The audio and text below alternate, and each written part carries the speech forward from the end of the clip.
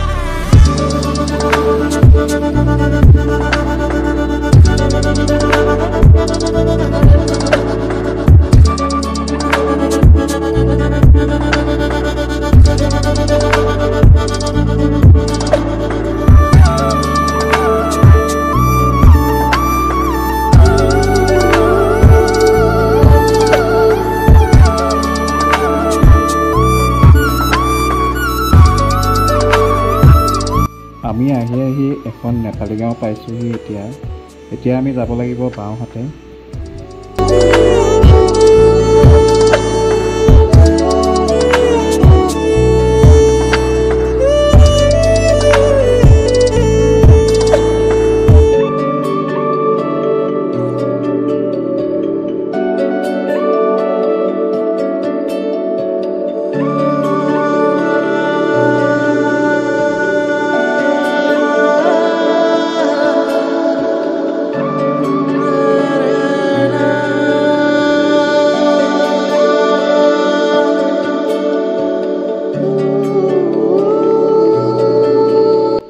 ইয়াত আমি চাহপাতৰ বাগান দুয়ো কাষে বহুত দেখিব পাইছোঁ আৰু ইমান ধুনীয়া।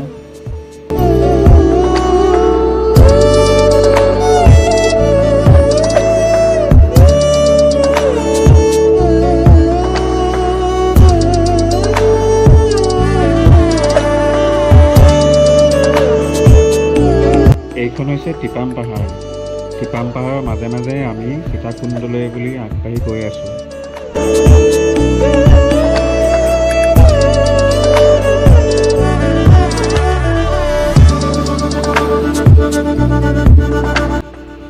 এতিয়া আমি সোঁহাতে ঘূৰিব লাগিব। ৰাস্তাটো দেখিছোঁ বহুত বেয়া। আজি আমাৰ কিন্তু ভাল অফৰোড হ'ব।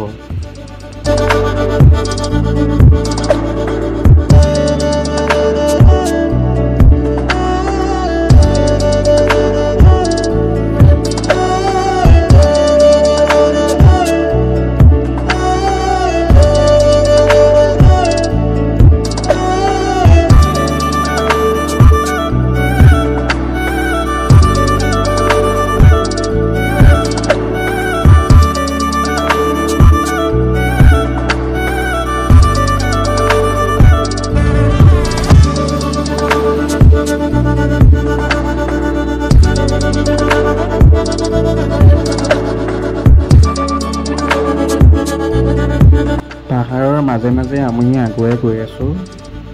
ৰাস্তাটো বহুত ভয়ংকৰ আৰু বহুত নিজান। এয়া আমি বৰ্তমান গাঁৱৰ দাদা এজন লগ পালোঁ। দাদা ভালে আছে? অঁ, তাকে ফুৰিবলৈ আহিলোঁ। আপোনালোকৰ এই কি ইয়াত? এইটো ফেক্টৰী পানী টানে মেচিন চেচিন ধুবলৈ। অঁ, ফেক্টৰীৰ পানী ন? এইটো আপোনাৰ হেৰি হয় মানে বাগানৰ? বাগান। অঁ, এই আহি আমি এতিয়া ফেক্টৰী এটা পালোঁহি। এইটো ফেক্টৰী পালোঁহি আমি। ইয়াত অলপ সময় ৰখি আমাৰ যাত্ৰা আকৌ পুনৰ আৰম্ভ কৰিলোঁ।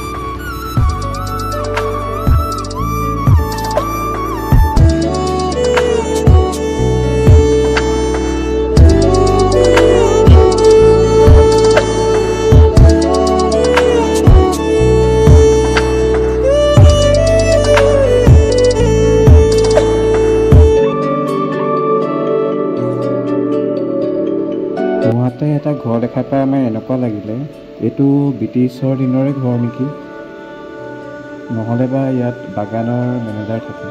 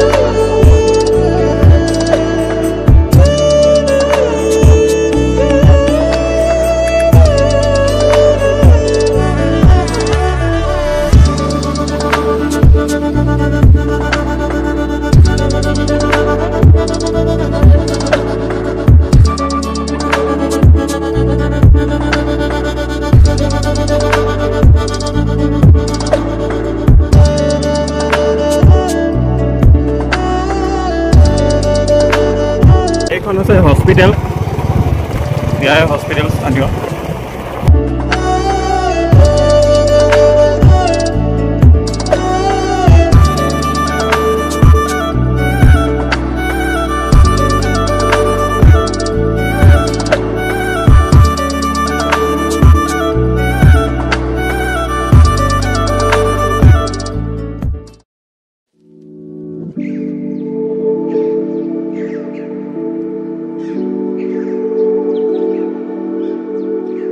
দাদা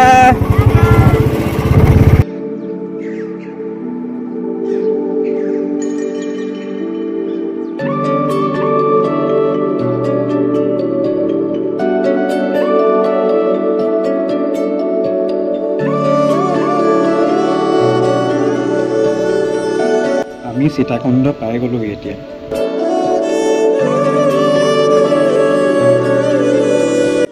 এইখন হৈছে বুঢ়ীদিহিং নৈ আৰু নদীৰ দুয়োকাষে থকা গছ-গছনি আৰু সন্মুখত থকা পাহাৰখনে অতি মনোমোহা পৰিৱেশৰ সৃষ্টি কৰিছে।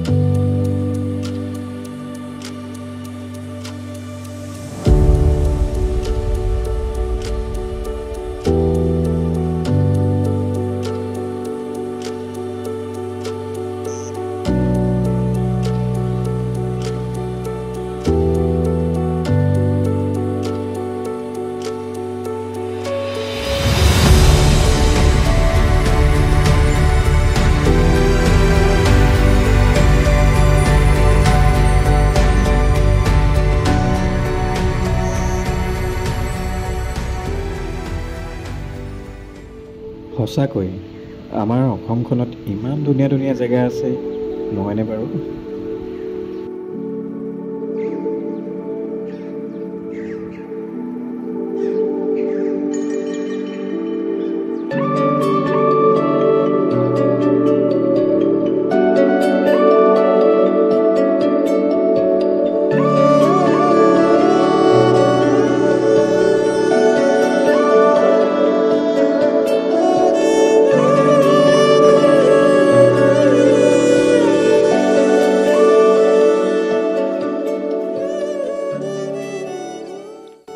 গতিকে ইমান দেৰি অন্তত আহি পিনি আমি উপস্থিত হ'লো বৰ্তমান সীতাকুণ্ডত। আহকচোন মোৰ লগত।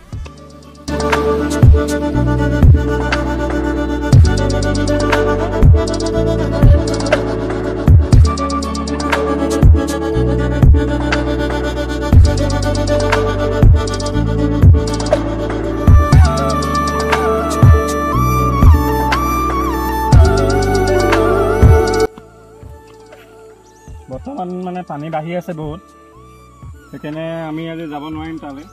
এই ইয়াত আছে, দেখাই দিয়া সীতাকুণ্ড মন্দিৰটো। একদম ঠাণ্ডা পৰিৱেশৰ মাজত আছে। জানুৱাৰী ফেব্ৰুৱাৰী মাহত বহুত মানুহ হয় ইয়াত, বহুতে পিকনিক খাবলৈ আহে, পিকনিক স্পট হয় এইবিলাক। কেনেকুৱা লাগিছে? ভালে লাগিছে, কিন্তু তালৈ যাব পৰাহেঁতেন বেছি ভাল লাগিলেহেঁতেন। কিন্তু আজি ইয়াৰ পৰাই দেখাব লাগিব। বেলেগ এদিন আহিম আপোনালোকক একদম সীতাকুণ্ডৰ সৈতে আমি দেখাম। ইয়াতে মানে সীতাৰ ভৰি খোজ পোৱা গৈছিলে। এইখন নদীৰ মাজত সেইটো দ্বীপত সীতাকুণ্ড মন্দিৰ অৱস্থিত। সীতাকুণ্ড মন্দিৰ স্থাপিত হৈছিলে 1779 চনত।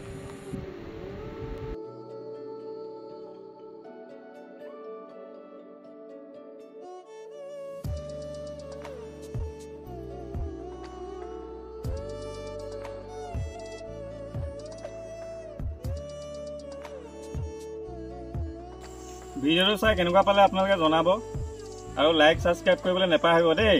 Bye bye.